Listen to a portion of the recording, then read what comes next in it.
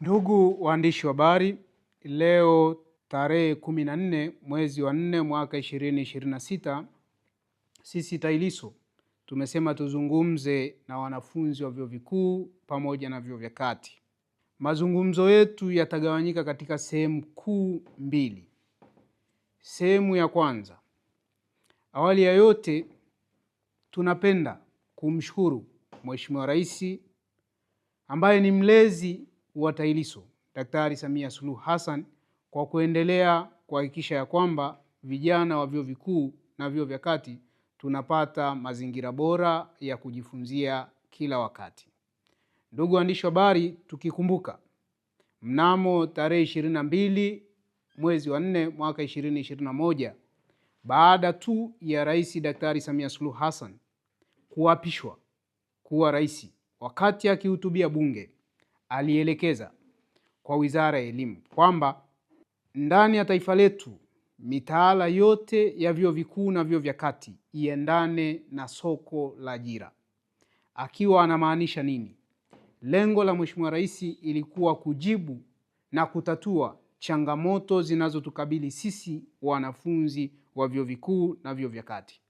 Na baada ya tamko lake lile, mitaala ipatayo 778 iliboreshwa chini ya Wizara ya Elimu.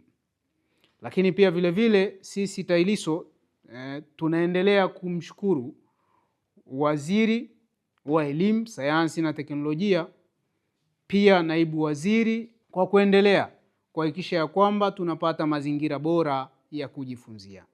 Tunaendelea kuzishukuru taasisi zote zilizoko chini ya Wizara ya Elimu kwa ushirikiano wao mkubwa ambao wanaendelea kutupatia sisi vijana wa vyuo vikuu kupitia TAHLISO. Jambo la pili tunataka tuseme na vijana wenzetu. Hili sio lingine bali ni uchaguzi wa TAHLISO na mkutano mkuu wa TAHLISO unaotarajiwa kufanyika tarehe 25 mwezi wa 4 mwaka 2026 kule Zanzibar.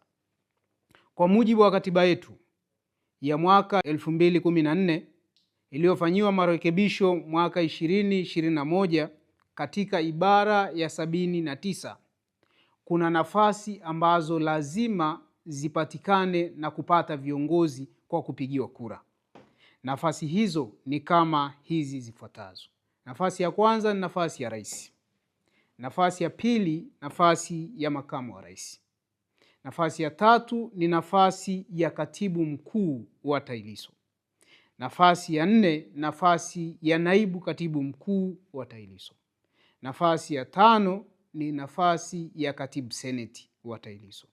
Na nafasi ya mwisho ni nafasi ya muazini mkuu wa TAHLISO na nafasi ya naibu muazini. Viongozi hawa wote, sharti la kwanza na sifa zao lazima ziwe kama zifuatazo. Sifa ya kwanza, mgombea yeyote yule ambaye anachukua fomu au anawiwa kuchukua fomu lazima awe mwanafunzi au amedahiliwa katika chuo chochote, lakini chuo hicho kiwe mwanachama hai wa TAHLISO. Na pia awe mtu mwema na anayetambua na kuunga mkono malengo mahususi ya kuanzishwa kwa TAHLISO. Awe mtu mwenye akili timamu na mwili timamu. Asiwe mtu anayetuhumiwa kwa makosa ya jinai au makosa mengine yoyote katika mahakama ndani ya taifa letu. Sifa ya mwisho, awe ni mtu anayependa kuhamasisha amani na utulivu ndani ya vyuo vikuu na vyuo vya kati na taifa kwa ujumla. Uchukuaji huu wa fomu utaanza leo rasmi tarehe 14 mwezi wa 4 mwaka 2026.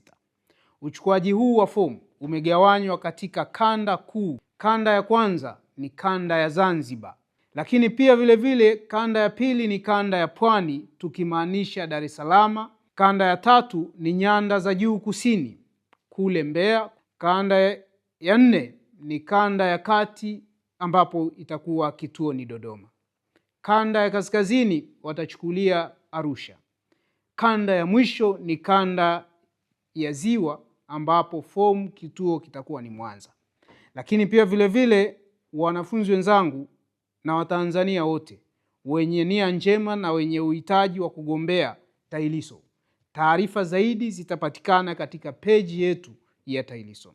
Wanafunzi wote wa vyuo vikuu, niwaombe na niwashauri na niwahamasishe kwamba TAHLISO ni yetu sote, na kila mmoja wetu ambaye ni mwanafunzi mwenye namba ya udahili katika chuo chochote ndani ya taifa letu ana haki ya kugombea nafasi yoyote ambayo yeye amejipima, amejitathmini na akaona kwa sifa hizi zilizowekwa ninafaa kuwa kiongozi mkubwa katika TAHLISO.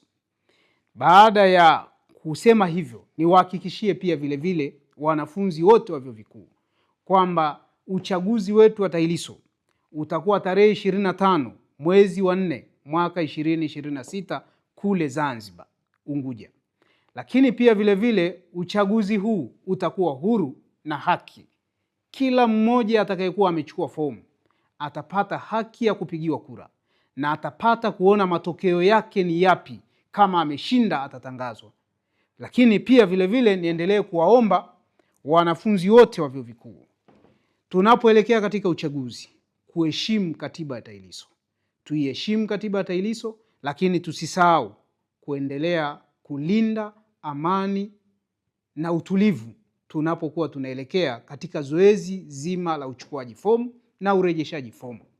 Wanafunzi wenzangu na Watanzania wote wenye nia njema na wenye uhitaji wa kugombea TAHLISO, taarifa zaidi zitapatikana katika peji yetu ya TAHLISO.